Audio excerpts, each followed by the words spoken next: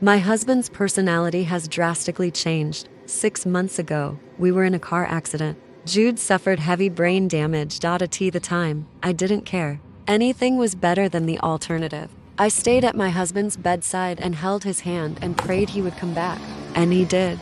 But he was different. When he first woke up, I felt like I could breathe again. Like life had meaning again. Jude was always awkward, in a sweet way. He spoke softly, even his wedding vows were more of a whisper. But he was also loud, hilarious. His stupid sense of humor made him not just my lover, but my best friend. Before the accident, he was singing at the top of his lungs. Halfway through Poker Face, he drove straight into oncoming traffic. Speaking to his parents, I told them I knew something was wrong when he opened his eyes and stared straight through me. Like I was a stranger. Like all those memories we made, everything we were, had unraveled. He told his own mother to go fuck herself, his face red, eyes wild. Get away from me, he kept screaming, spittle flying with every word. He flailed like he was restrained. Get the fuck away from me. He spat at me when I kissed him, and smiled like a psychopath when I broke down. Speaking to my therapist, I always said the same thing, I can do this. But lately, denial was starting to taste sour. Bubbling up my throat like soda pop. The truth was, I couldn't not anymore. My husband was a shell. Alyssa, Jude's mother's eyes were raw when she opened the door. Unbrushed curls hung loose, and I could tell she hadn't slept. How could she? With Jude screaming all night. Mrs. Winter's smile was strained, half British.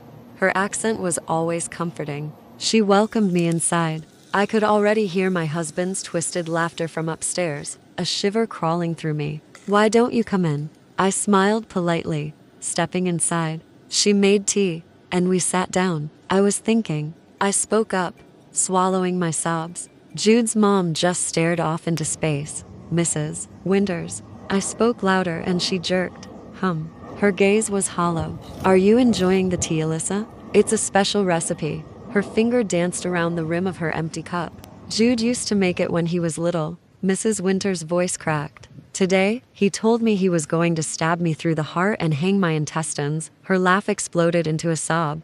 I want to take Jude somewhere special. I choked on the words, letting them spill from my mouth like barf. When his mother's eyes lit up slightly, I pulled my lips into a smile. I know he's not supposed to leave the house, but maybe it will help him remember. Her lips twisted into a grimace. She taps twice on her cup.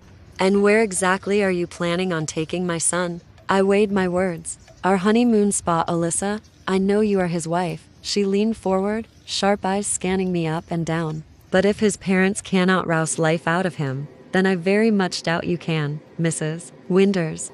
I smiled through gritted teeth. We've been going there since we were kids. It's just the lake. Something in her expression shifted.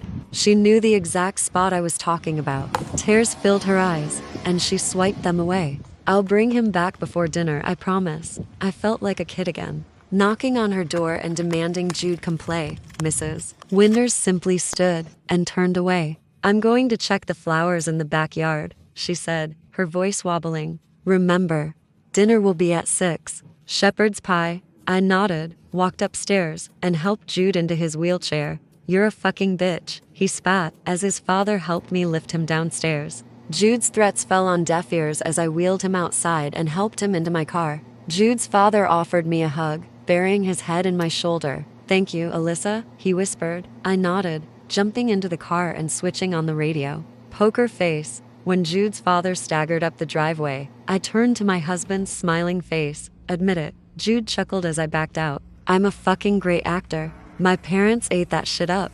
I laughed, shoving him. Please, I had to method act, even when it was just us. Your psycho bitch of a mom would have noticed if it wasn't convincing. Truly Oscar-worthy, he giggled, leaning back. I enjoyed the sparkle in his eyes, his wide smile. Then we hit a speed bump. Jude's head smashed into the window. Fuck. I fucked up.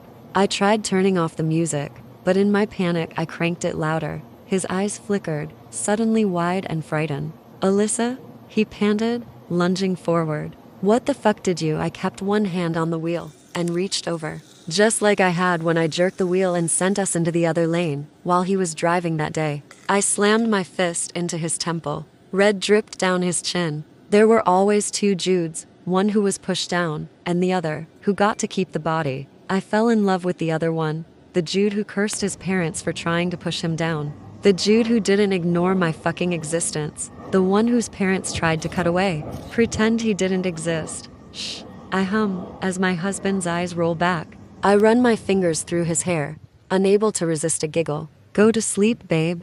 I elbow him, harder. His head hits the window with a meaty smack. I switch the song and crank it up as he stirs. I prefer the other one.